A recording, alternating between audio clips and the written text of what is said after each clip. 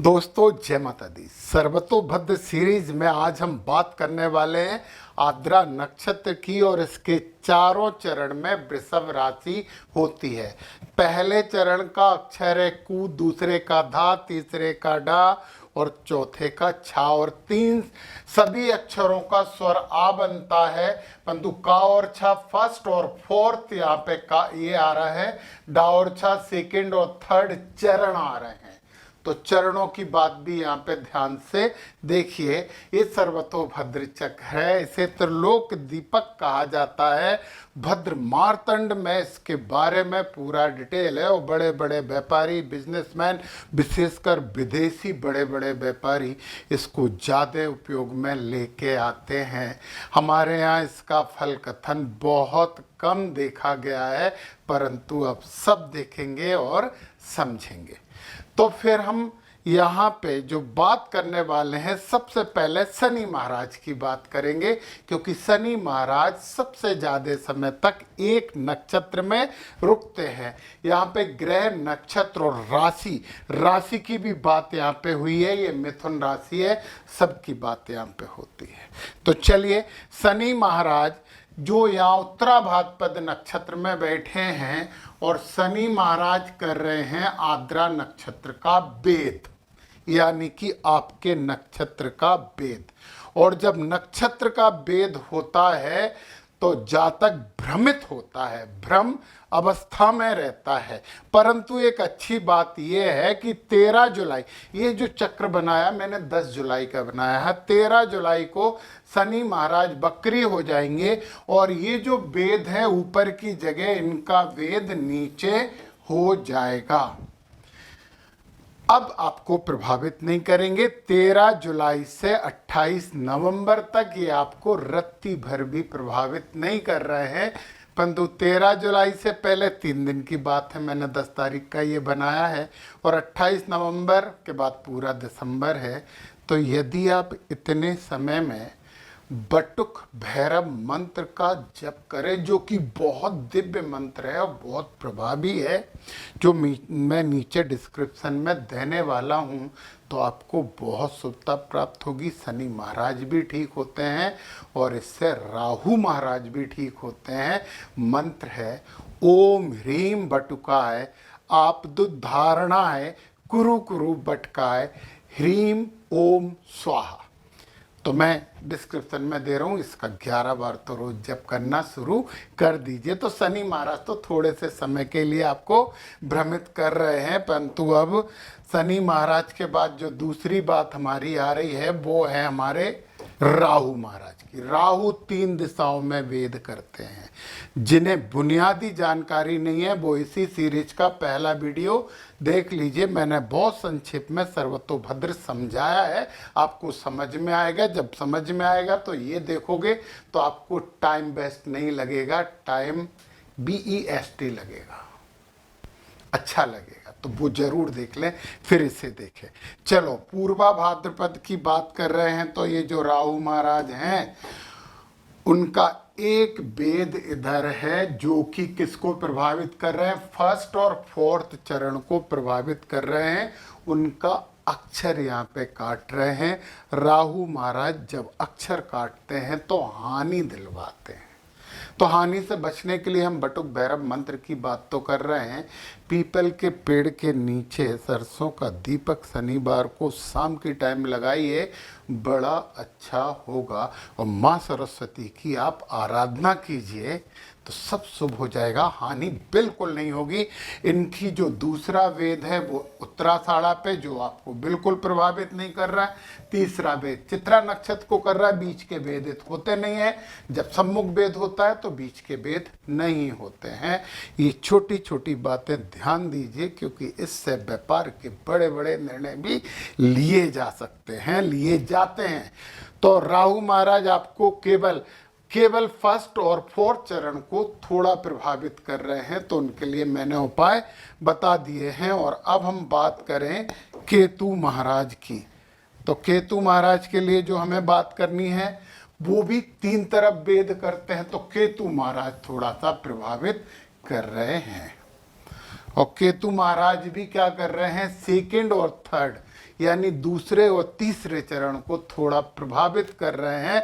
और केतु महाराज को शुभ करने के लिए तो गणपति आराधना बहुत अच्छी है।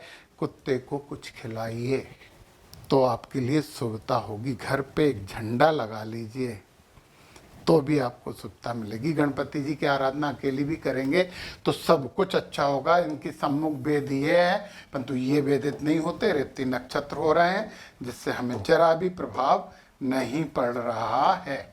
तो केतु किसे प्रभावित कर रहे हैं? सेकंड और थर्ड चरण को प्रभावित कर रहे हैं। अब हम गुरु महाराज पे आ जाते हैं। गुरु महाराज आपके ही नक्षत्र में हैं तो आपको ज्ञान देंगे, सद्बुद्धि देंगे, तो ये अच्छी बात है। और फिर पुनर्वसु नक्षत्र में जब गुरु आ जाएंगे, 13 अगस्त से आ रहे हैं यहाँ पे, 13 अगस्त से, तो फिर ये इसको वेद करेंगे। सेकंड और थर्ड चरण के लोगों को आनंद ही आनंद दे देंगे। कब से? 13 अगस्त से। और फिर जो केतु महाराज वेद कर रहे थे ना इसे, उसका वेद का प्रभाव गुरु महाराज खत्म कर देंगे। एक अच्छा एक बुरा, अच्छा बहुत अच्छा गुरु, केतु के भी गुरु। तो केतु का जो बुरा वेद है वो तो खत्म हो ही जाएगा। गुरु महाराज आपके लिए शुभ हो गए और शुभता लेके आने वाले हैं। और अभी भी यदि कुंडलीगत देखा जाए तो गुरु आपके केंद्र में चल रहे हैं। तो गुरु महाराज तो आपको शुभ ही शुभ है दिसंबर तक, क्योंकि ये जुलाई से दिसंबर तक का फल कथन है। तो चलिए, गुरु महाराज की बात हो गई, पूरे साल आपके लिए शुभ है, तो भगवान को धन्यवाद दीजिए, गुरु महाराज को धन्यवाद दीजिए। अब हम गुरु महाराज के बाद आते हैं किस पे? सूर्य भगवान पे। अब सूर्य भगवान को यहाँ पे थोड़ा सा क्रूर ग्रह ही माना गया है, परंतु आप और हम दोनों जानते हैं कि ग्रहों के राजा क्रूर नहीं हो सकते, कठोर हो सकते हैं, क्रूर तो नहीं हो सकते। इसलिए सूर्य के वेद से थोड़ा सा कम घबराना। तो सूर्य महाराज पता है 6 जुलाई से 17 अगस्त तक, कहां से कहां तक? सूर्य महाराज 6 जुलाई से 17 अगस्त तक। ये बात ध्यान से सुनिए, मैंने फिर बोला है कि सूर्य के वेद से हमें ज्यादा नहीं घबराना है, क्योंकि कुछ अच्छा भी जरूर देते हैं सूर्य महाराज। और वेद से बचने के लिए थोड़ा बहुत जो समस्या है, सुबह सुबह सूर्य भगवान को जल दीजिए, आदित्य हृदय स्तोत्र का पाठ करिए। तो 6 जुलाई से 17 अगस्त तक सूर्य पहुंचेंगे, पता है, यहां से यहां, यहां से यहां। ये 3 नक्षत्रों में सूर्य महाराज रहेंगे। और तीनों नक्षत्र में यहाँ से इसे वेद कर रहे हैं, इसे वेद कर रहे हैं, यहाँ से इसे वेद कर रहे हैं, और यहाँ से भी इसे वेद कर रहे हैं, क्योंकि सूर्य 3 दिशाओं में वेद करते हैं, एक सी गति है, इसलिए तीनों दिशा में वेद माना जाता है।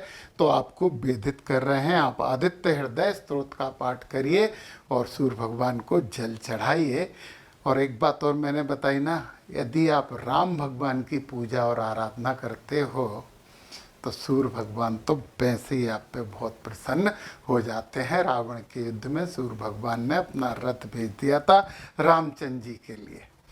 तो आप भी राम जी की आराधना करोगे तो सूर्य आपके लिए शुभ फल देंगे, शुभ शुभ शुभ फल देंगे, मान लीजिए ये बात। चलिए, ये 6 जुलाई से 17 अगस्त तक वो वेद कर रहे हैं तो दिक्कत है।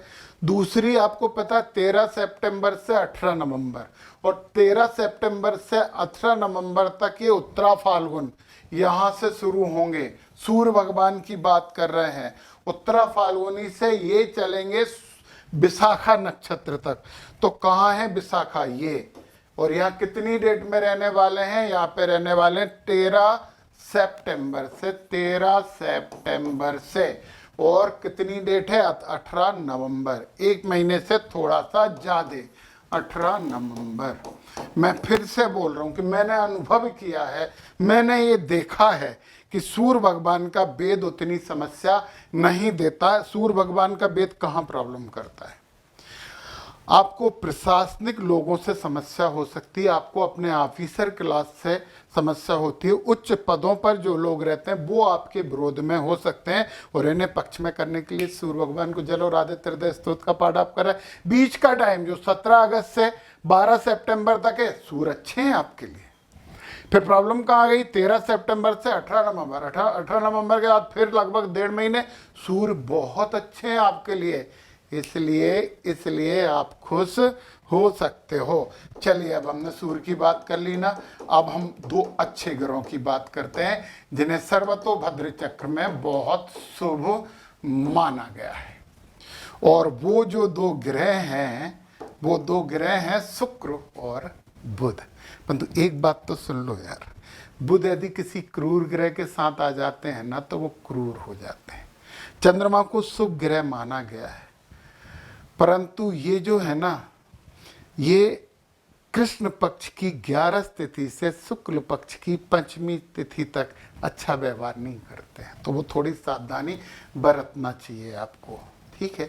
चंद्रमा का सबसे इंपॉर्टेंट रोल है सर्वतोभद्र चक्र में, व्यवसायिक निर्णय के लिए चंद्रमा का सबसे बड़ा रोल है सर्वतोभद्र चक्र में। परंतु ये 6 महीने के फल कथन में रोज अपना नक्षत्र बदलेंगे तो 1 महीने तक तो एक वीडियो ही बनता है, इसलिए मैंने चंद्रमा को यहाँ नहीं लिया है, बड़े बड़े ग्रहों का प्रभाव लिया है। बाकी मैंने एक चंद्र कालानल चक्र डाला हुआ है, वो आप देख सकते हैं, उससे चंद्रमा का प्रभाव आपको पता लग जाएगा।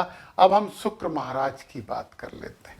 8 जुलाई से 23 अगस्त तक शुक्र महाराज, ये जो डेट है नोट करिए, 23 अगस्त, बड़ा लंबा टाइम है, 1.5 महीने तक शुक्र महाराज आपके लिए शुभ है। रोहिणी, मृगशिरा, आद्रा और पुनर्वसु में चलेंगे। रोहिणी, मृगशिरा, आद्रा और पुनर्वसु में ये 4 नक्षत्रों में टूर करेंगे, और चारों नक्षत्रों में यहाँ पे बैठे हैं तो देखिए यहाँ से वेद इसको कर रहे हैं, यहाँ आ गए तो इसको वेद कर रहे हैं, आद्रा में आपके ही नक्षत्र में आ गए, पुनर्वसु में आ गए तो इसको वेद कर रहे हैं, 2nd और 3rd चरण। तो हम सबके लिए मान लेते हैं कि यहाँ तक ये आपके लक्ष्मी प्रदाता ग्रह जो सर्वतो चक्र में शुक्र महाराज को माना जाता है, वो आपको भरपूर लक्ष्मी प्रदान करेंगे, कमा लीजिए। इसके बाद ये कहीं बुरा तो कर ही नहीं रहे, तो अच्छा ही करेंगे। ऐसे ही बुध की बात करें, 18 जुलाई से 11 अगस्त, बुध की बात करें तो 18 जुलाई से 11 अगस्त, 1 महीने से थोड़ा कम, ये अश्लेषा में बकरी होके आपके लिए शुभ होने जा रहे हैं। शुक्र भी शुभ होने जा रहे हैं और बुध भी शुभ होने जा रहे हैं, तो ये साल इसके अधिकतर महीने तो आपके लिए शुभ हैं। बाकी हम शनि महाराज से थोड़े से ही प्रभावित हैं 13 जुलाई तक, फिर 28 नवंबर के बाद 1 महीने वो, तो आप बटुक भैरव मंत्र कर ही रहे हो, तो आपके लिए ये 6 महीने, ये सर्वतोभद्र चक्र कहता है, ये त्रिलोक दीपक कहता है कि अच्छे जाने वाले हैं, परंतु धर्म और कर्म दोनों आपको कुछ करने होंगे। जय माता दी।